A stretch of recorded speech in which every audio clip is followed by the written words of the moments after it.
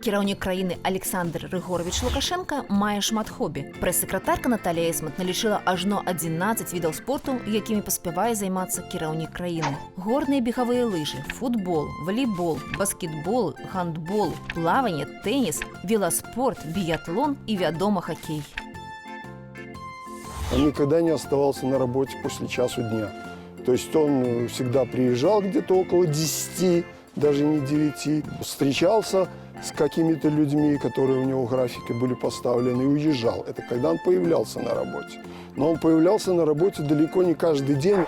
Раней прэзідэнт 2-3 разы на тыдзень трэніраваўся на лёдзе палацу спорту. Гадзіна арэнды пляцоўкі каштуе там 300 рублёў. А адзіны велатрэк у горадзе простым людзям, не спартоўцам, увогуле ў арэнду не здаецца.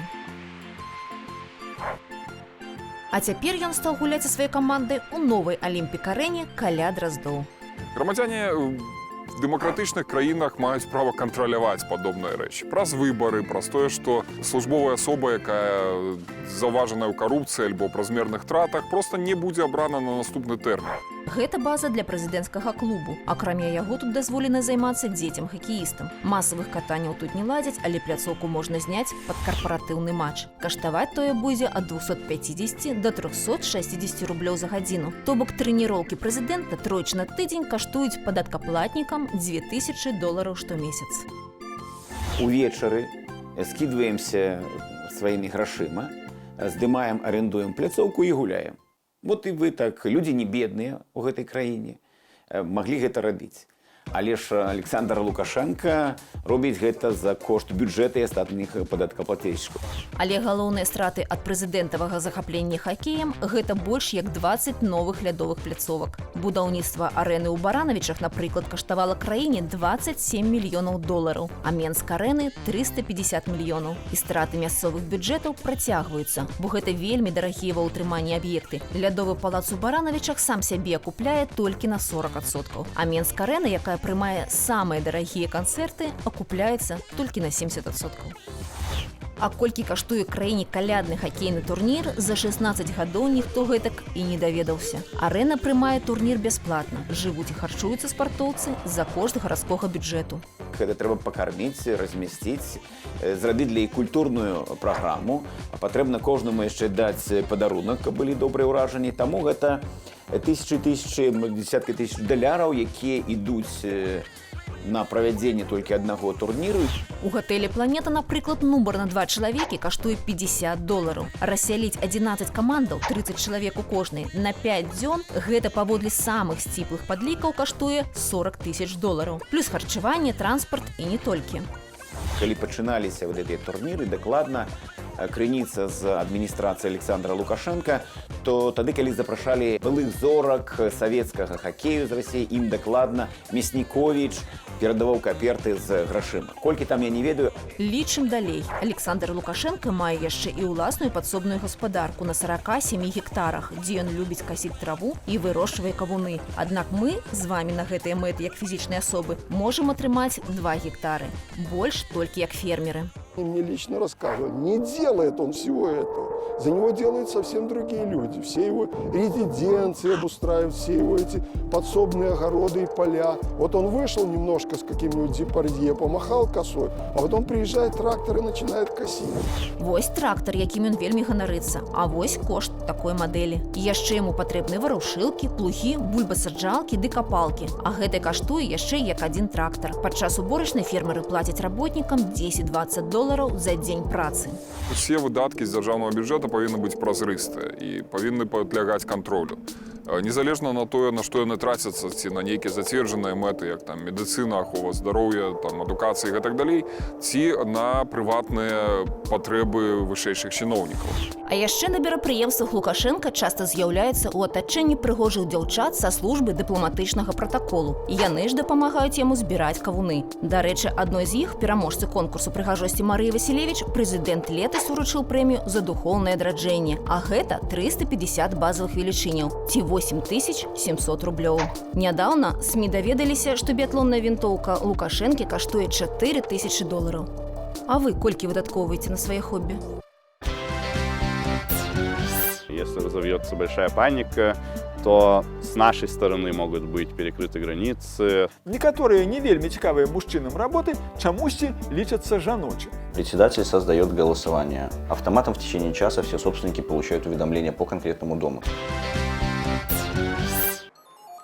Коронавірус часово паралізаваў жыццё мільярднага Кітаю. Медычныя маскі расхоплівалі нават у Беларусі. Кітай буйны пастаўнік тавараў для ўсяго свету. Ці варта нам чакаць дэфіцыту звыклых тавараў з прычыны далёкай эпідэміі? Некаторыя беларусы ўжо не змаглі своечасова атрымаць сваіх пасылак з Алиэкспрессу.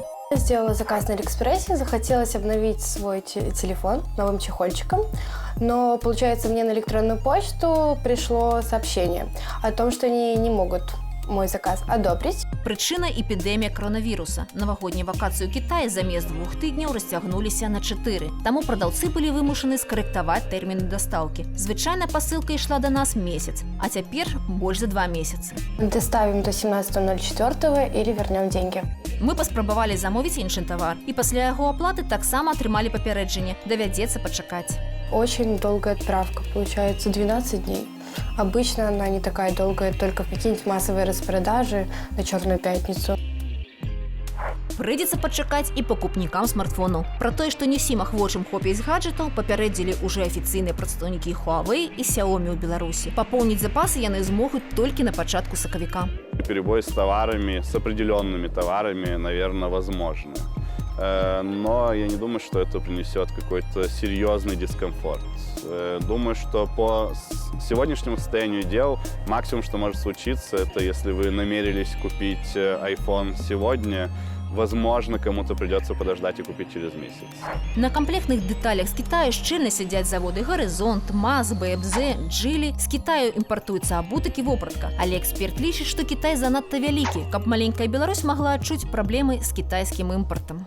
Здесь скорее вопрос то, как поведет себя правительство и население. Если разовьется большая паника, то с нашей стороны могут быть перекрыты границы, остановлен импорт каких-то товаров.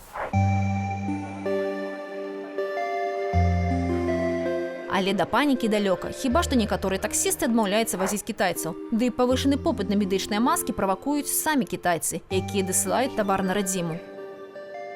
Гэтую скрынку масак для твару я набыла ў Літве падчас эпідэміі птушынага грыпу. У Беларусі тады іх усе раскупілі. Але з таго часу яны мне спатрэбіліся толькі каб запісаць вось гэты стендап. Медыкі і самі не ўпэўненыя, ці засцерагуць гэтыя маскі ад коронавіруса. Аднак у Кітаі рэкамендацыі дакладныя. Пазбягаць людзей і без масак з хаты не выходзіць. Идет рекомендация, то, что стоит воздержаться от потребления морепродуктов. Советуют потреблять пищу термически обработанную, то есть которая пожарена, не поспарена, вот. И не рекомендуют употреблять сырые продукты. Пакуль не зразумела, наколькі небяспечны вірус, бо працягваюць захворваць новыя людзі. Але калі параўноўваць сезонным грыпам, на які хварэў кожны з нас, смяротнасць высокая. А калі за тыповай пнеўманіяй, якая гэтак жа напужала свет некалькі гадоў таму, то смяротнасць коронавіруса ў 5 разоў ніжэйшая за яе. Тым часам кітайскія кампаніі выдаткоўваюць немалыя сродкі на абарону сваіх працаўнікоў і кліентаў. Принимают меры по дезинфекции центра, офиса, то есть закупаются маски также для сотрудников и также закупаются специальные санитайзеры, да, которые, грубо говоря, дезинфицируют руки. А кітайская «Джили» ўжо нават паабяцала распрацаваць аўтамабіль з супрацьвіруснай сістэмай фільтрацыі паветра. Нельга выключаць, што калі-небудзь ён будзе збірацца на беларускім заводзе. Аднак сур'ёзнейшых наступстваў віруса для Беларусі ды свету эксперты не прагназуюць. Конечно, какая-то серьезная эпидемия может повлиять на все, может изменить полностью торговые балансы стран и производственные цепочки. За последние 50 лет серьезных эпидемий в мире не наблюдалось. Каля 400 сусветных кампаній прадказваюць, што коронавірус усё ж пагоршыць іх фінансавыя паказнікі ў першым квартале года. Аднак беларускіх кампаніяў сярод іх няма. Мужчын і жанчын у нашай патрыархальнай краіне, як і ва ўсіх патрыархальных краінах, падзяляе мноства самых розных бар'ераў. Але ёсць і тое, што аб'ядноўвае, прынамсі, стаўленне начальства да людзей як да рэсурсу, людзей, которых яны пад добры настрой называюць простой чалавек. Пра полавую і іншую дыферэнцыяцыю пагаворым у рубрыцы «Шалёныя грошы». Паколькі людзі падзяляюцца ад прыроды на дзве часткі досыць выразна, то з гэнага падзелу і пачнём. Мужчын у нашай краіне менш за жанчын. І што цікава, за гады лукашызму насельніцтва скарацілася прыкладна на 700 000 чалавек. А ў тым скарачэнні мужчын і жанчын пароўну. Але ж жанчын, як было на 643 000 болей, гэтак і застаецца. Прычына тут не ў тым, што хлопчыкаў меней нараджаецца, наадварот, болей. Але жыццё дзяўчынак ідзе такім чынам, што дае ім пэўны выйгрыш. І памер тога выйгрышу не змяншаецца. Жыццё не такое кароткае, як некаторым здаецца. І таму прыродныя асаблівасці падмацоўваюцца сацыяльнымі умовамі, і ў выніку мы бачым вялікі разрыў у працягласці жыцця жанчын і мужчын. Старых, а старымі я лічу ўсіх пенсіянераў, за той час, што мы аналізуем, стала на 4% болей сярод насельніцтва. Лічы кожны чацвёрты. І бабулек, відавочна, больш за дзядоў, асабліва на вёсцы. Але, як на маю думку, паленне, алкагалізм і наркаманія сярод жанчын прагрэсуюць і сітуацыя выраўняецца. Праўда, поўная роўнасць недасяжная. Мужчыны не бываюць цяжарнымі і не наражаюць дзяцей. Да таго ж, некаторыя не вельмі цікавыя мужчынам работы чамусьці лічацца жаночымі. У выніку, гарадская ў сярэднім занятая за дзень 1,5 гадзіны хатняй гаспадаркай, а вясковая дык і ўсе 4. Самая наглядная карціна ў горадзе. Жанчына прэс крамы торбы з прадуктамі. У вёсцы ж захоўваецца падзел работ хіба 3000 гадоў ужо. Кабеты варушацца і тым ратуюць сябе ад многіх хвароб. Тым часам змяненні ідуць зусім з нечаканага боку. Мужчынскія прафесіі робяцца жаночымі. Напрыклад, настаўнікі, дактары, натарыюсы знікаюць як від. Затое много бухгалтарак, сакратарак, бібліятэкарак.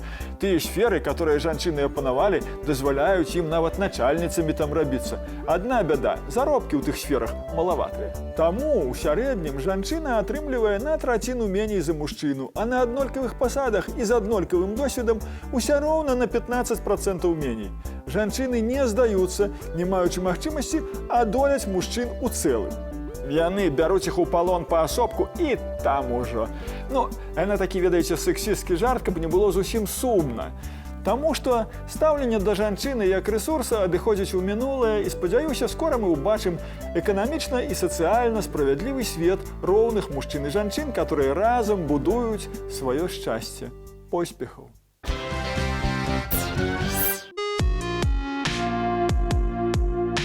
Жыллёва-будаўнічы кааператыў 5-й год існуе без старшыні. Выбары шторазу праходзяць з парушэннямі праз адсутнасць кворуму. Суд адмяняе іх вынікі, і працэдура пачынаецца зноў.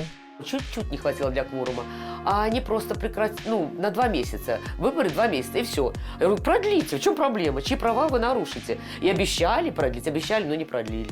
Чуть-чуть не хватило, человек 20 всего не проголосовало. У кааператыве, як вядзецца, няма згоды паміж чальцамі. І Халіна дабіваецца толькі аднаго, каб выбары прайшлі без парушэнняў. Тады легітымнасць старшыні да ягонай дзейнасці потым ніхто не зможа аспрэчыць. І кааператыў здолее спакойна працаваць. Конечно, да, я уже был председателем, знали бы, что на кого-то и голосовать там или что делать. Пакуль няма старшыні, выбары арганізоўвае мясцовая ЖКГ, а кантралюе мясцовая адміністрацыя. Але гэтым разам яна чамусьці забылася ўключыць у бюлетэнь альтэрнатыўнага кандыдата. А гэта значыць, што жыхары зноў падлічваюць грашовыя страты. Грошы сыходзяць і на паперу, і на лісты для галасавання, а маглі б выдаткоўвацца на рамонт у пад'ездах. Вот в этом подъезде много лет не было, вообще со дня основания, с дня заселения, с 88 года. Ужас, посмотрите, я такого еще не видела. Пакуль няма старшыні, кааператыў не можа і здаваць плошчу ў аренду і атрымліваць доход. Аренда, где-то 200 рублей в месяц одна колясочная. Где-то порядка 200 рублей, плюс-минус. А у нас 5 колясочных, вот умножьте. Праблема са старшынём актуальная для шмат якіх жыллёвых кааператываў у Беларусі. Свабода ў самакіраванні агульнай маёмасцю часта вядзе да злоўжыванняў. Але ў першую чаргу тое, ці спрацуе дэмакратыя, залежыць ад жыхароў. В кооперативе надо, чтобы информация была, какая деятельность, чтобы не было там домыслов, сколько поступило денег на расчетный счет, на какие цели истрачены. И обязательно в конце года ревизионная комиссия с подписями, что нарушений было, не было. Выборы тут праходзяць мірна. На агульныя сходы сабраць людзей практычна немагчыма, таму ўсе галасаванні праводзяцца праз пісьмовае апытанне. Аднак ужо з'явіліся і сучасныя альтэрнатывы – электроннае галасаванне. Председатель создает голосование. За голосование остается там 3 клика, грубо говоря, кнопки. Автоматом в течение часа все собственники получают уведомления по конкретному дому. Они приходят по ссылке, смотрят приложенные документы, если читают вопросы и голосуют. Уладзімір праграміст, але калі стаў старшынём таварыства ўласнікаў, ён пачаў шукаць шляхі, як аўтаматызаваць усю працу. Так і з'явілася гэтая сістэма. Зайсці на сайт і прагаласаваць аб падзеях дому, дзе вы маеце кватэру, можна нават жывучы ў іншым месцы. В системе без разницы, где он находится на данный момент, она ему пришлет уведомление, он его получит по актуальным данным, проголосует, и у вас будет его голос. Гэта аўтаматычна здымае пытанне кворуму, а таксама празрыстасці выніку і можа быць добрым выйсцем для канфліктных домоў. Плюс эканомія на паштовых адпраўленняў для ўласнікаў. Первый дом – это был у нас Фрунзенский район. И на сегодняшний день Фрунзенский район у нас лидирует. Есть дома Центрального района, Заводской район интересовался, Октябрьский район. Если взять так в общем, то конкретно около 50 домов уже есть готовы. Адміністрацыя раёну не вельмі зацікаўленая тым, каб своечасова ладзіць выбары ці апытваць жыхароў па ўсіх справах. Таму адзінае выйсце для ўласнікаў – гэта браць кіраванне ў свае рукі, сачыць за законнасцю дзеянняў таварыства або кааператыва ды быць гатовымі тыднямі хадзіць па кватэрах, каб збіраць кворумы на галасаванне.